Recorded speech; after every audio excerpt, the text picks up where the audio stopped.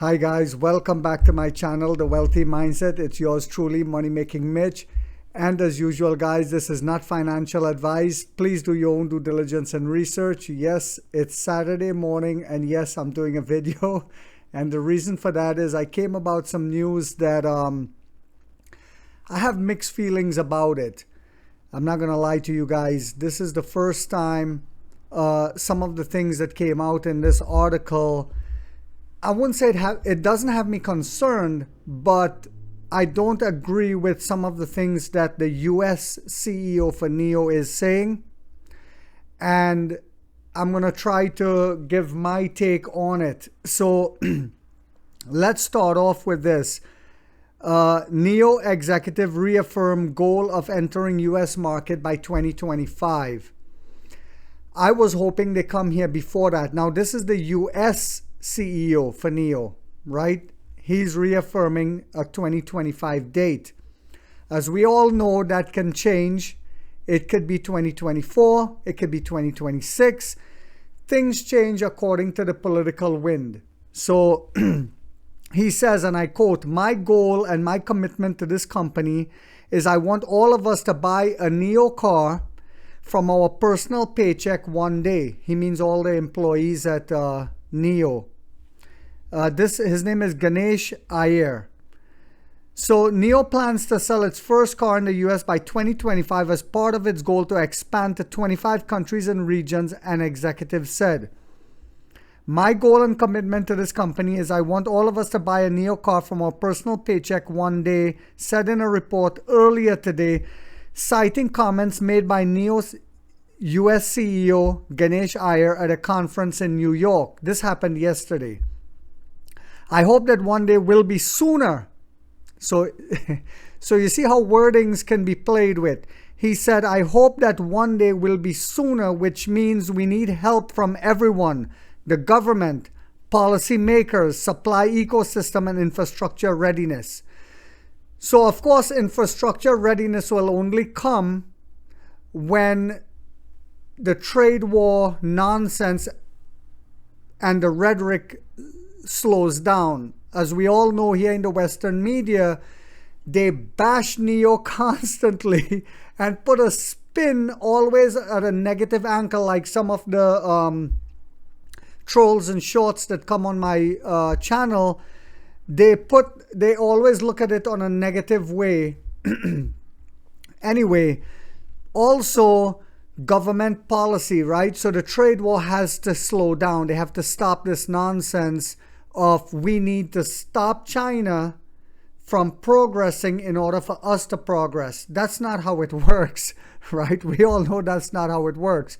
You need to start innovating as well at an equal pace. So NIO will import its China-built electric vehicles in the US rather than try to get tax breaks by manufacturing them locally. That means, however, that pricing could become an issue for it in the US market as US rivals such as Tesla benefit from tax incentives. So what they're saying is they'll have to import them because, one, the cost of labor here, as we just see with Ford and GM, all of the unions fighting for extreme wages. And I used to be a union worker myself, and I'm not trying to knock unions, but a lot of times they will tell you, "Oh man, you're going to kill the job, slow down." So China knows this very well. They don't want to come here, have union labor where the worker is getting more than he should get paid. And I know a lot of people, I'm going to get a lot of kickbacks for saying this, but it's the truth.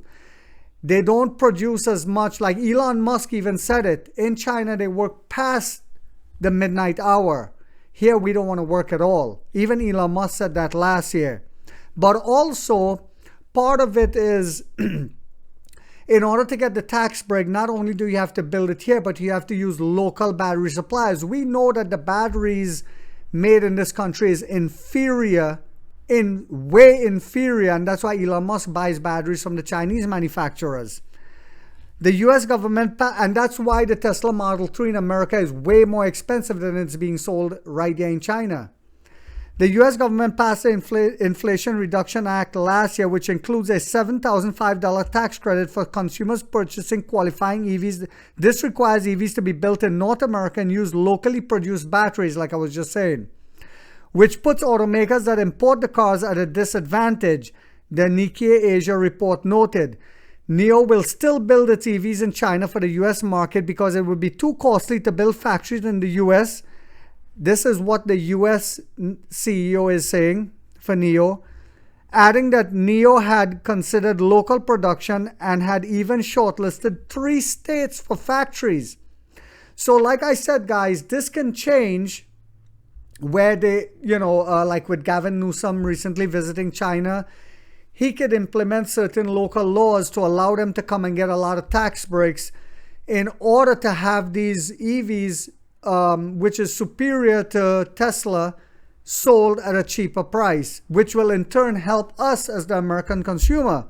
For our products, there are a lot of local suppliers in China who exclusively provide to us. They don't do business in the US, and a lot of it is because of the trade war, right? We prevent them from bringing something that's superior at a cheaper price.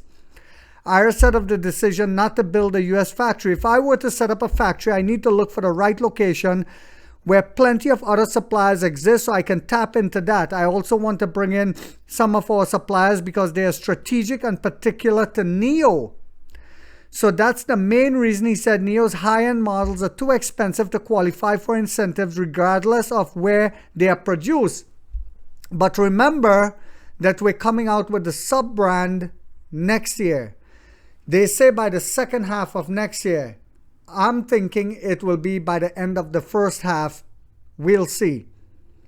So that will take away the fact that it will be too expensive to get the tax breaks, right? So in the low, and that's why I'm saying if it's a $21,000 car and you get the tax breaks on top of that, it will blow the market away. Our shares will go through the roof. So NIO unveiled its plan to expand globally at its NIO Day 2021 event, saying the company would enter Germany, Netherlands, Sweden, and Denmark. It currently sells cars in these European countries. NIO aims to serve users in more than 25 countries and regions around the world. People keep forgetting that. William Li, the company founder, chairman, and CEO, said at the time, Li didn't announce at the time which of those 25 countries and regions would be included, but subsequent local media reports said it would include core global automotive markets, including the US, Western Europe, Australia, and New Zealand. He says we only become active in a market when we have the right product at the right services for the region. So they also went on to talk about, Lee said the US government passed the IRA, making it more difficult for foreign automakers to enter the market. We will therefore monitor development closely. So remember, William Li complained about that, where they rolled out the red carpet for Tesla, but the opposite is happening here. And the reason why China did that is to show not only fair trade, but to show the difference in comparison to the technology, where they know that their EVs are superior, one, but number two, competition, and I said this before, encourages innovation. So the same thing will happen here. If we allow the Chinese EVs to come into the American market, the American EV companies will have to step their game up. And like Chamath Palihapitiya has said, you guys should look him up, he's a genius. He said it used to be a culture where we would take the best brain, the best minds coming out of India into Silicon Valley and just put them on the bench, like the way the NFL did with players. And he said we had to change that in order to continue to advance, because it's kind of like with the oil industry. The government beat down any type of innovation here in America because they say if it's not break, don't fix it. And they wanted the oil industries to keep making money. So now with this new mindset from Gen Z and from the millennials, people have woken up and they want innovation and they want free markets. So I hope that with the Gavin Newsom visiting California and with the American people having so much information through social media and are now protesting on the streets when it comes to different things, hopefully the government sees that the lobbyists don't have the amount of power compared to the people coming out and peacefully voicing their opinion and saying, hey, we're not going to vote you if you continue this nonsense. So I hope you guys found this video informational. And also, like I said, the NIO CEO is talking about when they bring their cars here, it'll be too expensive to get the incentive. But remember what I said, when we come out with that sub-brand, that will change the whole aspect of what's going on. So this is why things change on a weekly, monthly basis, where the political winds change. Based on what we're doing, things change on a weekly, daily basis. But we look at the long term. I keep saying this, guys. And if we have faith, but we understand and look at what the company is doing, then we will know whether we should have conviction to keep holding. As for me, I love, and especially with them cutting the workforce down and doing different things with the phone, working on our own battery and different things, it gives me conviction as why, because we're innovating at such a fast pace, why I need to keep holding and buying the dips. I hope you guys found this video informational. I know it's a Saturday. If you do, guys, please don't forget to give it a thumbs up. It'll help encourage me to keep doing these videos for you guys. If you haven't yet subscribed, you might want to think about doing so, because in this channel, we have that warrior mindset where we get rich or we die trying, guys.